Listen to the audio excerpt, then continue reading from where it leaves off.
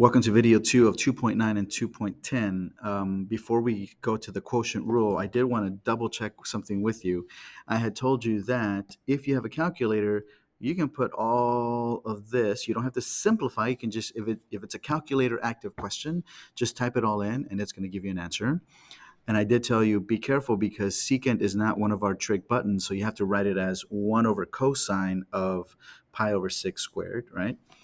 Or if you don't have a calculator and you have to simplify it, well, then this could be a possible simplified version of that, as simple as it can look, I guess. So during video 1 and video 2, I went ahead and checked it on the calculator just to make sure that both of these setups produce the same answer, and they do. I'll show you right here. So this was the simplified version that we created. If we didn't have a calculator, we were able to find the tangent of pi over 6 and the secant squared of pi over 6 values in order to get to this final answer version. And I got 0.6662. Or when I just put everything without simplifying the tangent, without simplifying the 1 over cosine, which is the secant squared, I put everything all in one line, I was able to get the same answer. So either one of those versions is correct. If they want a decimal, I guess you're going to have to type it in.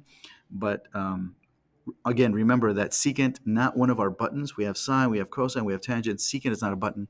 But since we know it's the reciprocal of cosine, we can just write it as a fraction, 1 over cosine of pi over 6 squared. Notice where I put the squared, because remember we're squaring everything. So the square outside takes care of everything. And then the pi over 6 cubed. So the moral of the story is it works. We did it correctly. All right. Well, just like there was a special rule whenever we were multiplying two functions, we have a very special rule whenever we're dividing two functions. So whenever there's a top function and a bottom function, we have this rule. Now, here's the good news. It's kind of related to the product rule. So one of the reasons why I give you the product rule in the way that I do is because it kind of helps us accelerate the quotient rule. So the product rule says, if you have two functions, a top, let's use this blue, a top and a bottom, the product rule says we're going to take the derivative of the top and multiply it times the bottom. Does this look familiar? But here's the unfamiliar part. Minus, we're going to take the derivative of the bottom and multiply it times the top. But before you put down your pencil, there's a denominator. That was just the numerator. But before I write the denominator, does this look familiar? Does it remind you of the product rule? Because the layout is the product rule, except we're subtracting.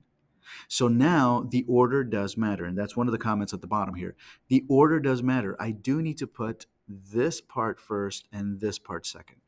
Sometimes when people explain or teach the product rule, they sometimes put it in different positions because addition, I can add this way or I can add this way and I'm going to get the same thing.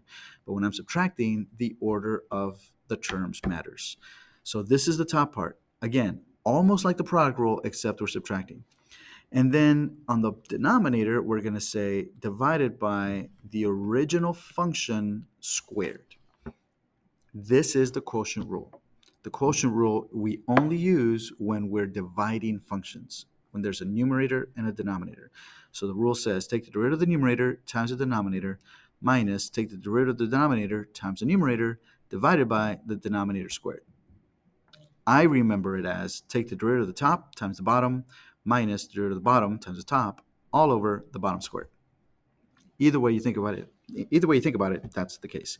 Remember, in calculus, we can only take one derivative at a time. So I can't do the derivative of the top and the derivative of the bottom and be done with it, right? I have to use this special formula. And then the second comment here is we can always express it in terms of u and v, meaning u prime times v minus, I was going back to product rule, v prime times u all over v squared. It's basically the same thing, but not in function notation. It's in terms of a u and a v, where I'm dividing u on top by v on the bottom. This is going to be our last major rule here in Unit 2, the quotient rule, before we get to the one that rules them all coming up in Unit 3. I'm going to pause the video here, and in the next video, we'll look at some examples of the quotient rule. We'll look at those examples in terms of equations and in terms of graphs. We'll do both in the next upcoming videos.